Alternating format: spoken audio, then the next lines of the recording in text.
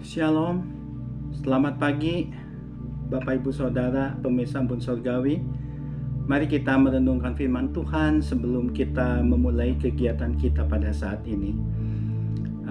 Kita akan merenungkan sebagian firman yang saya beri judul Kuasa Ucapan Syukur. Tapi sebelumnya mari kita berdoa bersama-sama ya. Tuhan, pada saat ini kami ingin merenungkan akan sebagian firman-Mu. Kami bersyukur atas segala penyertaan dan pimpinan Tuhan. Kami serahkan firman yang akan kami dengar ini supaya menjadi kekuatan bagi kami. Terima kasih Tuhan. Dalam nama Tuhan Yesus saja kami berdoa. Amin. Saudara, firman Tuhan ini akan saya ambil dalam kitab Kisah Para Rasul 28 ayat 15 yang berbunyi seperti ini.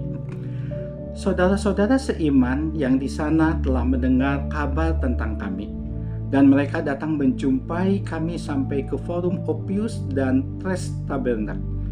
Ketika Paulus melihat mereka, ia mengucap syukur kepada Allah, lalu kuatlah hatinya. Saudara, teks bacaan ini ketika Paulus tiba di Roma dan dia akan diserahkan kepada orang-orang Roma. Tetapi sebelum itu teman-teman seperjuangannya menyambut Paulus, dan ketika Paulus melihat mereka, Paulus mengucap syukur, lalu kuatlah hatinya. Ada seorang dokter dan juga seorang penulis yang bernama A.J. Cronin. Suatu ketika dia bercerita tentang rekan dokternya yang sering membuat resep untuk mengobati para pasien-pasiennya yang suka mengeluh. Lalu ia menyebutnya dengan pengobatan ucapan syukur atau thank you cure. Bagi para pasiennya yang didiagnosa sakit akibat depresi atau frustasi, dokter ini memaksa mereka untuk mengatakan terima kasih kepada setiap event yang membuat momen-momen indah atau perbuatan kasih yang mereka dapatkan. Bukan hanya itu saja, mereka harus mencatat momen-momen itu dalam satu buah buku. Dan pengobatan itu diresepkan selama 6-8 minggu.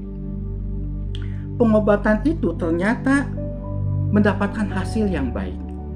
Dokter itu mengatakan bahwa tingkat pemulihannya sangat signifikan.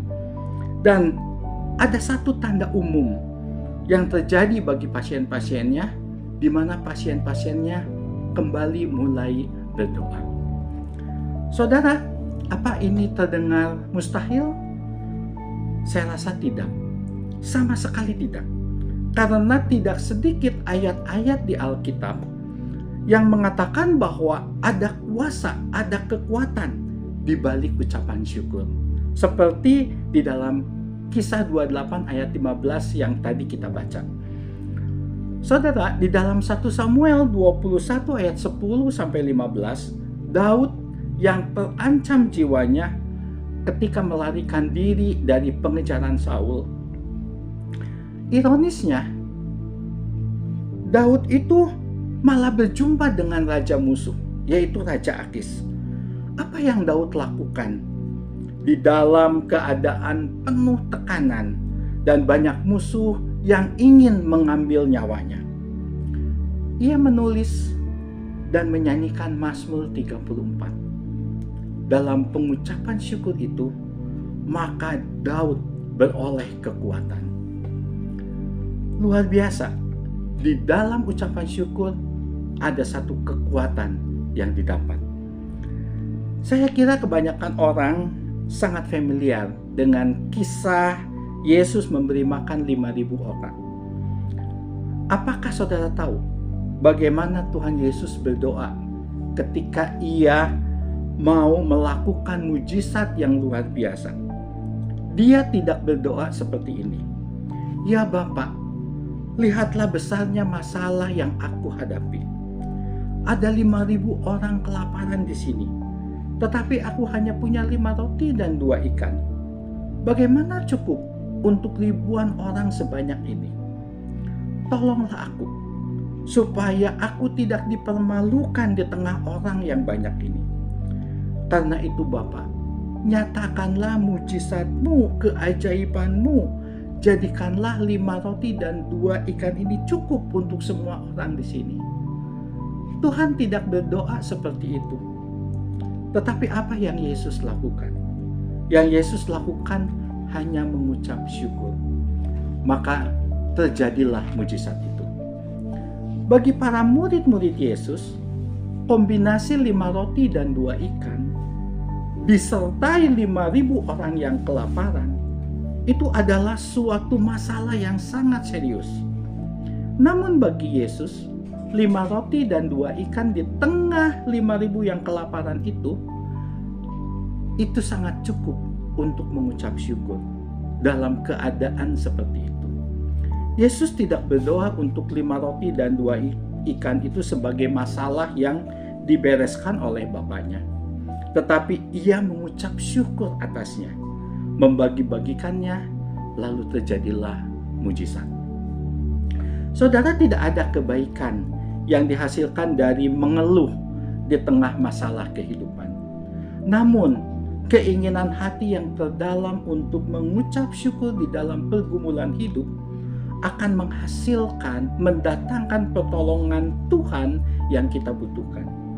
Hendaklah kita tidak melihat keterbatasan yang ada dengan suatu kemustahilan bagi Tuhan.